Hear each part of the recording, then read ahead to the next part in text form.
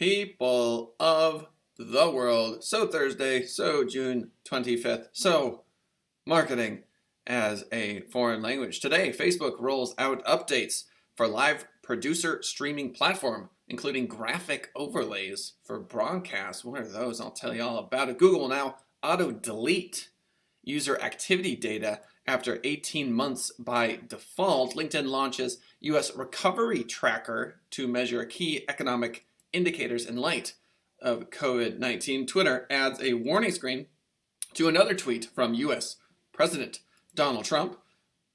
These 8 industries are ruling the pay-per-click market during COVID-19. Google My Business adds 4 new attributes. And finally, Google 2C, unprecedented drop, can you believe it, in ad revenue. This is marketing as a foreign language, and I am Calvin Kausman.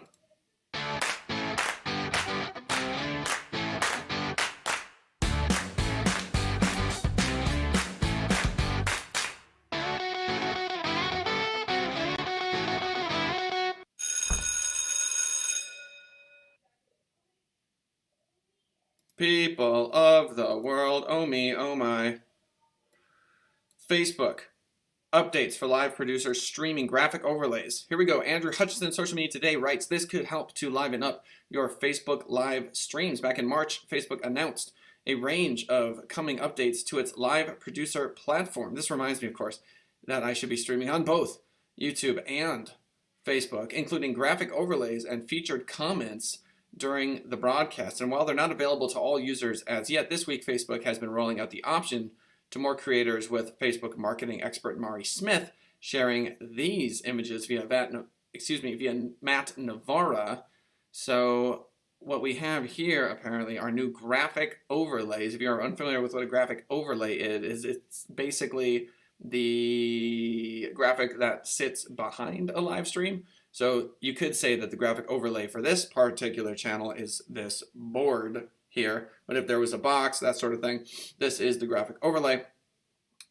You can now add a news ticker that scrolls along the bottom of the broadcast. That's cool. You can highlight viewer comments on the top of the stream. You can run polls and display viewer results in real time. You gotta love that. The options can add an extra level of professionalism to your Facebook live streams, and with people now creating and consuming more live stream content than ever amid the COVID-19 lockdowns, it could be the perfect time to up your live stream skills in order to maximize audience engagement. I am obviously big on live streaming. These are some handy, helpful tools which, as noted, come at a perfect time. Facebook has reported the viewership of Facebook live streams has risen by 50% since January. That's really the only stat you need to know, with live videos also generally seeing much higher levels of engagement. Streaming, and more streaming. Google will now auto-delete user activity data after 18 months by default. Could this become the new standard for personal data collection by tech companies? Google has today announced a change in its approach to user activity data retention, which will see it auto-delete user data after 18 months by default. You have to keep in mind that Google has vast subterranean server monstrosities, and it is definitely in their best interest to delete data that is simply not being used. As explained by Google, quote, last year we introduced auto-delete controls, which give you the choice to have Google automatically and continuously delete your location history, search voice, and YouTube activity data after 3 months or 18 months. We continue to challenge ourselves to do more with less, and today we're changing our data retention practices to make auto-delete the default for our core activity settings. This, of course, is a fancy way of saying we don't want to store your data if you're not using it. It costs us money. However, there are some provisos. Oh me, oh my, provisos. You don't see that word every day. Provisos to the new approach. For one, the new default deletion setting will only apply to new accounts and or users who turn on location history for the first time. This means that current users who have not explicitly switched on the auto delete option will not have the new 18-month automatic erase process switched on unless they choose to.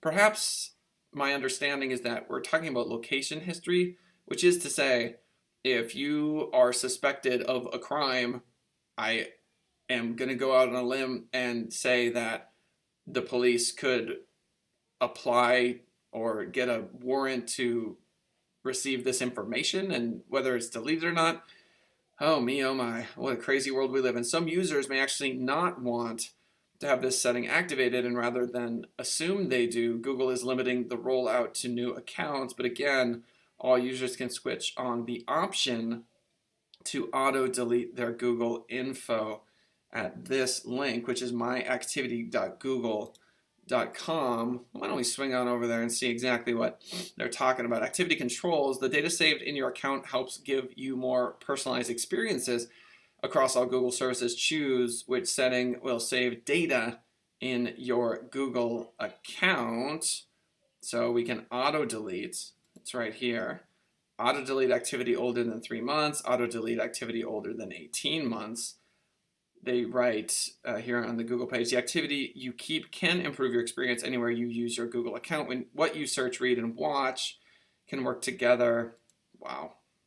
Location history saves where you go with your devices, even when you aren't using a specific Google service.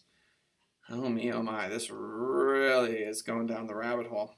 Okay, good to know. Interesting stuff. Do you want to protect your data? Here there are ways to auto delete it. LinkedIn launches US recovery tracker to measure key economic indicators in light of COVID-19. With COVID-19 cases on the rise yet again, many are now reassessing the market situation and the potential for recovery in amongst the devastating human impacts of the pandemic. It seemed for a brief time that we may be on the way to getting things back on track, but the latest case numbers reiterate the threat that COVID-19 still poses and underline the fact that we will be dealing with this for some months yet. What will that mean for our future jobs and for the economy more broadly? This week, LinkedIn has launched a new US recovery tracker tool, which measures various COVID-19 impacts and provides insights into how each is changing over time. I'm going to open that link up. When will our economy heal? Introducing LinkedIn Recovery Tracker. So the Recovery Tracker also introduces new measures such as LinkedIn Labor Stress Index, which tracks the number of members who are out of work, interesting, actively seeking new jobs, or signaling that they are open to new opportunities, interesting. For broader context, public metrics on new COVID-19 cases, jobless claims, and stock market performance are also presented. As shown in the chart above, the U.S. labor market hasn't meaningfully improved since mid-April, when more than 16 million people filed initial jobless claims in a 3-week span. 3 of the 5 LinkedIn data signals are color-coded dark red, which represents the worst, showing the other 2 are coded orange, which also signals below baseline performance. So LinkedIn as a, how would you explain it? As a data collection tool, we could say, is now getting into the game of predicting the future with this LinkedIn US Recovery Tracker. Obviously, this chart just giving us blue, orange, and dark orange, better or worse, isn't necessarily telling us the whole story. In the latest week, ended Saturday, June 13th, job posting activity turned slightly less negative, while LinkedIn polling data for the Workforce Confidence Index showed that members' confidence in their employer's outlook continues to be a bit above April's severe lows. This is to say, now that we have LinkedIn, we have access to legitimate information that perhaps we never had before. So, to see how this will change over time is interesting, to say the least. Twitter adds a warning screen to another tweet from U.S. President Donald Trump, despite U.S. President Donald Trump issuing an executive order for an investigation into the capacity for social media platforms to edit or add warning labels to tweets under US law. Twitter remains undeterred in its process. The battle rages on. Today, the platform has added a warning to yet another tweet from Trump for violating its rules against abusive behavior. Oh me, oh my. They are throwing haymakers. This is a battle. This is a battle. We've placed a public interest notice on this tweet for violating our policy against abusive behavior. So my question is, what does Twitter do to identify abusive behavior, and how equitable is this across Twitter users? Obviously, as a public official, you are held to a higher standard than your basic Twitter user. So I need more context, specifically the presence of a threat of harm against an identifiable group.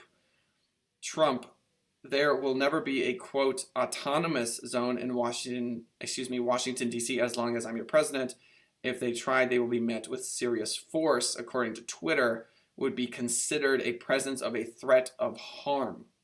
The full tweet in question, according to Social Media Today, is this, as I just read. This is in response to the establishment of a 6-block autonomous zone in Seattle, which is a form of protest, right?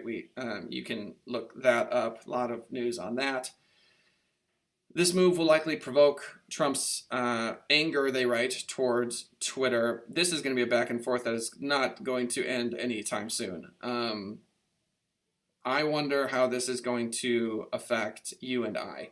I think that these two giant organizations, the federal government and Twitter, locked into a battle, simply shows the power of social media in 2020. The fact that Twitter actually has the ability to throw punches at the federal government should tell you everything you need to know about the environment we find ourselves in today. Are you kidding me?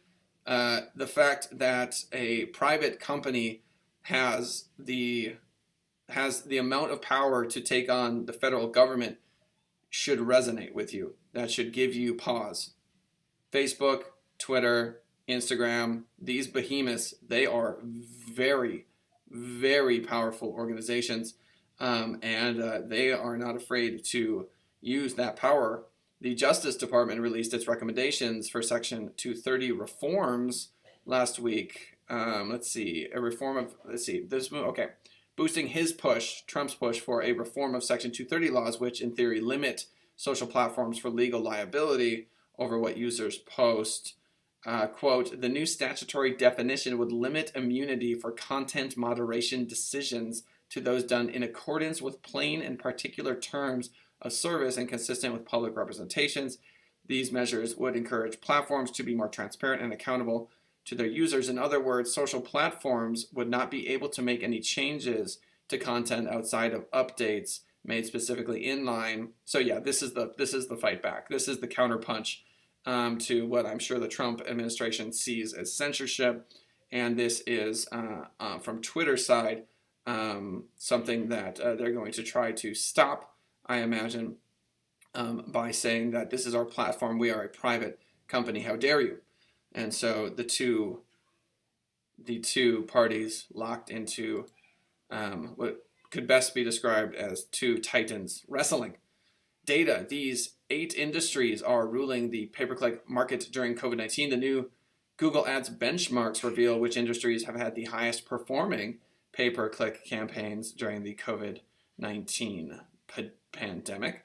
Let's see, industries with increased ad performance. So apparel, obviously, beauty and personal care, hobbies and leisure, arts and entertainment, computers and electronics are doing well on the pay-per-click front. Occasions and gifts, somewhat surprisingly. Some of these are interesting to me, given that you would assume people would just buy rice and canned goods, and yet hobby and leisure advertisers showing stable performance within the last few months, and people having more time to spend on indoor hobbies and willing to spend money to do exactly that. Computers and electronics, no doubt. Apparel. I want jams for COVID. Who doesn't?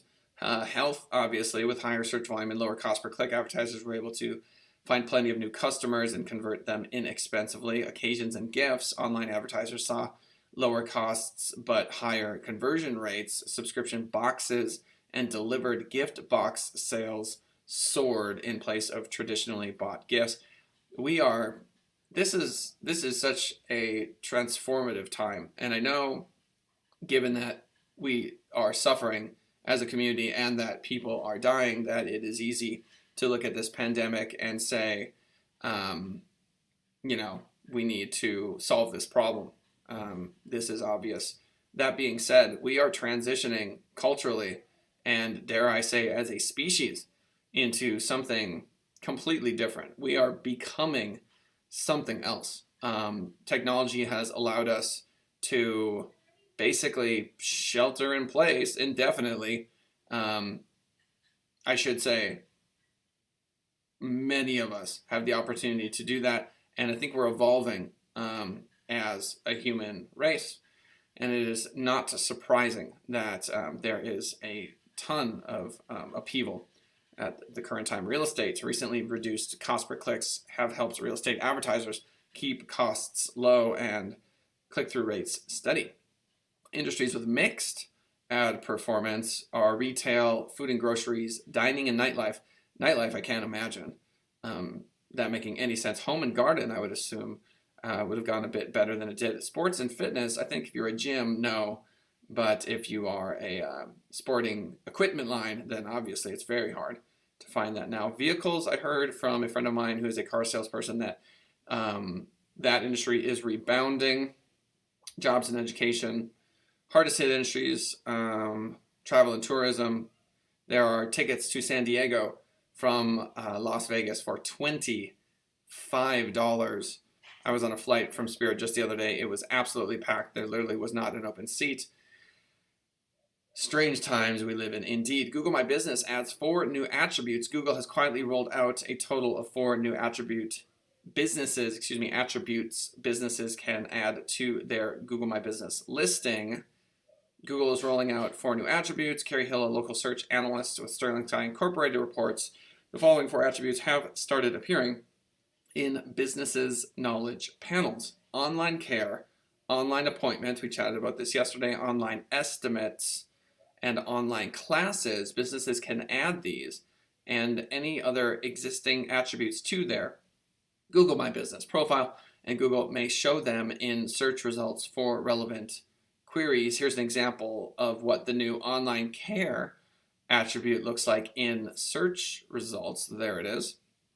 Online care from Imani House, an addiction treatment center in Kansas. Attributes in a Google My Business profile are designed to grab searchers' attention by highlighting important service offerings. Okay, searchers can use attributes to make more informed decisions about where to visit. I wonder if it's a clickable link, or I wonder if it is simply a little banner describing what the company is offering. Attributes have traditionally been tailored toward people visiting the location in person, such as Wi-Fi, outdoor seating, and things of that nature. With many businesses still being forced to remain closed, there's been a shift toward offering online services. In many cases, businesses are serving clients online for the first time ever. This makes sense. Similarly, people are seeking online alternatives. Thank you for the like.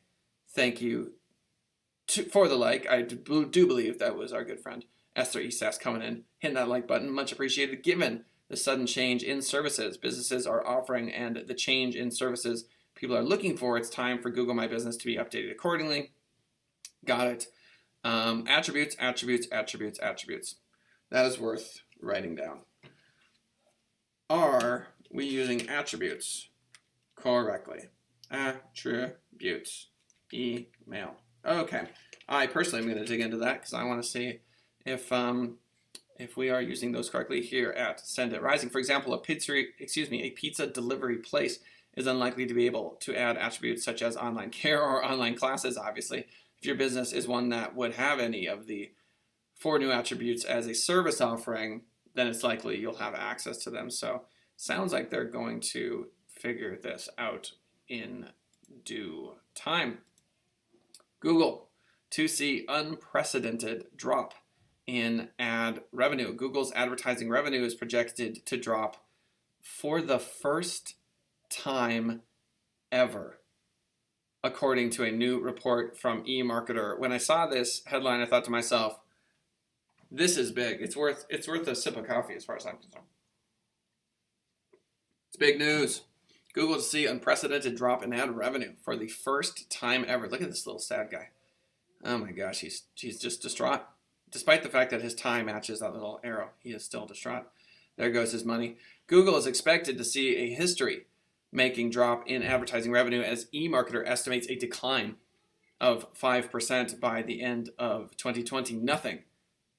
Nothing lasts forever. This marks the first time since eMarketer began estimating Google's ad revenue that it has projected a decline of any amount. The drop will cause Google to hold a lesser share of the U.S. digital ad market, going from 31.6% last year to 29.4% at the end of this year. COVID-19, obviously, eMarketer predicted Google's ad revenue would grow 12.9% prior to the pandemic, but now not so much. Quote, Google has been growing its net U.S. ad revenues at a slower rate than the overall digital ad market since 2016. So this year will continue a trend of Google losing digital ad market share in the U.S. It always seems as though these companies couldn't possibly go south, but you have to remember that Google is just a search engine. It's just a website. It's just a site, google.com. It's just not, on the one hand, it's very impressive because of what they've managed to do, but on the other hand, it's not really. Like if Google disappeared and Bing or a million other different search engines had to go take its place, they would in a heartbeat. It's just the Coke of search engines, and it's better, and their service is better. There's no question about it. But with Snapchat and Facebook, really just, I would say Facebook, launching this attack, and then obviously the whims of the market, Google is interconnected. They cannot simply act alone. Travel industry grounded. Google's decline in U.S. ad revenue is mainly attributed to one of the hardest hit industries reeling in their advertising spending. Prior to the pandemic, the travel industry spent much of its advertising budget on Google search ads. The whole travel industry being shut down means a major hit to Google's ad revenue. Quote, Google's net U.S. ad revenues will decline this year, primarily because of a sharp pullback in travel advertiser spending, which in the past has been heavily concentrated on Google's search ad products. Travel has been the hardest hit industry during the pandemic, with the most extreme spending declines of any industry. Ads spending in the economic industry has also slowed, with Amazon pulling its ads from Google search earlier this year. As a result, Google's share of the search ad market is expected to decline from 61.3% to 58.5% year over year, etc. So ad revenue growing for Facebook. There we go. Here it is. I forgot Amazon. I mentioned Facebook. That was obvious. But Amazon. I am being paid, if you can believe it, by Jeff Bezos because of my Twitch stream. So I made, and this will impress you, $8 yesterday, and then another $8 2 days ago, and $3 yesterday, because I am streaming chess on Twitch, and people are subbing. They're giving me bits, which are basically pennies. And that is an Amazon-owned company. So away we go. Google's digital ad competitors, Facebook and Amazon, are not expected to suffer a similar drop in advertising revenue. Not surprising. Facebook's and Amazon's ad revenue will grow this year, eMarketer says. This is very, very telling. But at a significantly slower pace, Facebook and Amazon will continue to grow, but at a severely depressed rate compared with earlier expectations. The triopoly's size this year will be similar to what it was in 2019, increasing by $1.69 billion, but with a somewhat different internal breakdown. Net Amazon, Facebook, and Google ad revenues in the U.S. 2019 and 2020. This is in billions. So Google with $41 billion in 2019, $39 billion in 2020. Facebook $29 billion up to 31 billion in 2020. Amazon 10 billion in 2019, up to 12 billion. Amazon is on fire. Amazon is on fire. I mean, I would assume that they're going to have a good 10, 20-year run. Google, I'm not so sure. And this is coming from a guy who is like an SEO personality. So I think maybe they've peaked, for lack of a better word, as shown in the chart above. All of these things, fantastic. Okay, doke. So Facebook rolls out updates for live producer streaming platform. If you're not, streaming on Facebook, you may consider it. I, of course, am a hypocrite in the fact that I am not streaming on Facebook with this YouTube stream. That is something I have intended to set up. There's something called Restream that allows you to stream on both Facebook and YouTube at the same time. I do intend to take a look at that. Facebook Live, obviously a huge, important platform. Google will now auto-delete user activity data after 18 months. Google is trying to save some dollar bills. If you are concerned about your privacy, the link here, the myactivity.google.com, is a link that you definitely want to check out. You are able to turn off your location history, your YouTube history. You can mess with your ad personalization. You can really protect your data there. LinkedIn launches US Recovery Tracker. So major social media websites are now weighing in. They're almost like government organizations in that they have information that the government does not. They have access to how many people are looking for jobs, how many people are changing jobs. They have fantastic data. And things look bad, obviously. So I am not surprised. I think the next few months are going to sting. This fall, I think, is going to be very, very challenging for the global economy. I feel as though we spent a ton of money very early in this pandemic. And very often, especially like in a fight, you'll throw that first punch, you'll throw that counter punch, and you overextend. I feel as though we've overextended a bit, and we're in for a little bit of trouble coming into the summer and the fall, but ultimately I do believe in humanity. So I think we will do well, all things considered. When will our economy heal? We looked at this. Twitter adds a warning screen. The federal government versus Twitter is an ongoing battle. It's not going to change anytime soon.